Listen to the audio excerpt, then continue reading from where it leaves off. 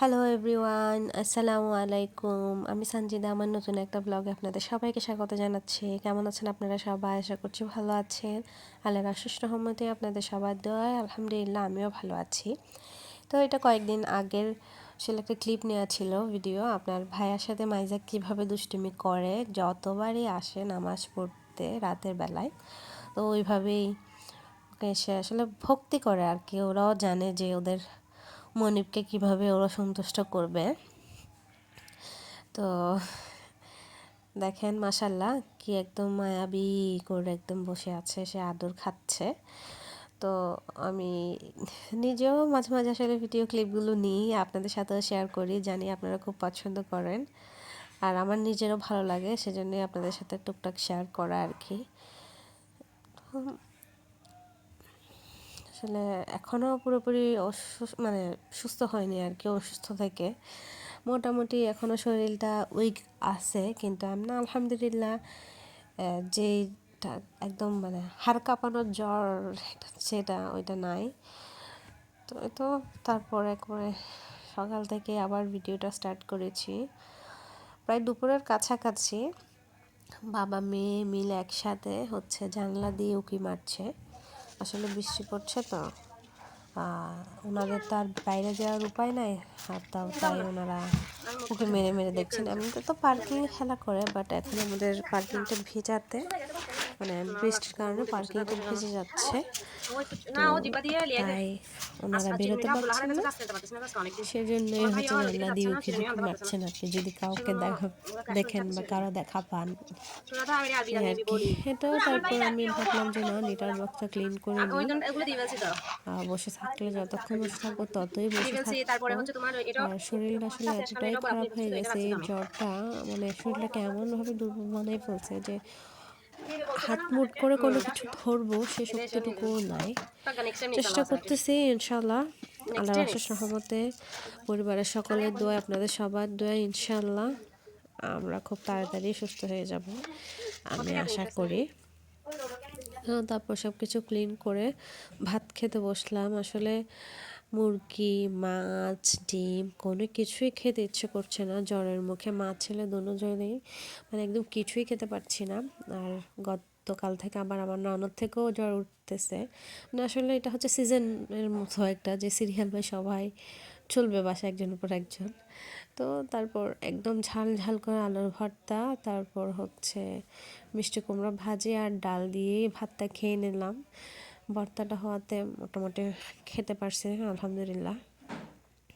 তো ছেলেকে রেডি করিয়ে দিয়েছি, তো সে ভাইয়াকে আনতে যাবে। ভাবছিলাম আগে ওকে নিয়ে যাব না, কারণ ও এখনও পুরোপুরি সুস্থ হয়নি। আমি তো বড় হিসেবে নিজেকে সামলে নিতে পেরেছি, কিন্তু ও সেটা পারেনি, ও এখনও একটু উইক।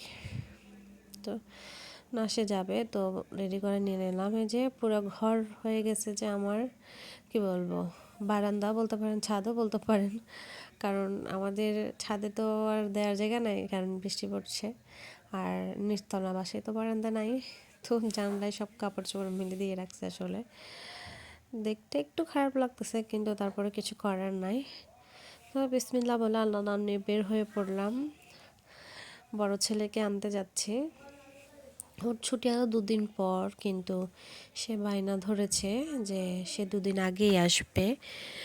কারণ বলা হয়েছিল যে, মানে সিদ্ধান্ত নিয়েছিলাম আর কি, যে আল্লাহ পাক যদি চান হয়তো হলেও হতে পারে, কিন্তু মানে এবার কোরবান করার ইচ্ছে নাই তা না, অবশ্যই ইচ্ছে আছে, কার না ভালো লাগে বলেন কোরবান করতে, কিন্তু টাকা পয়সাও থাকতে হবে, সব কিছুর একটা ব্যাপার স্যাপার আছে। তো সব মিলিয়ে ভাবতেছিলাম যে এবার বোধহয় কোরবানিটা করা হবে না, কিন্তু সে আরও 2 দিন আগে চলে আসতেছে, যাতে সে চিৎকার করে কান্না করে, মানে প্রত্যেকবার ও যেটা করে, মানে কান্নাকাটি করে, ও ওর পছন্দ মতো গরুই নিবে।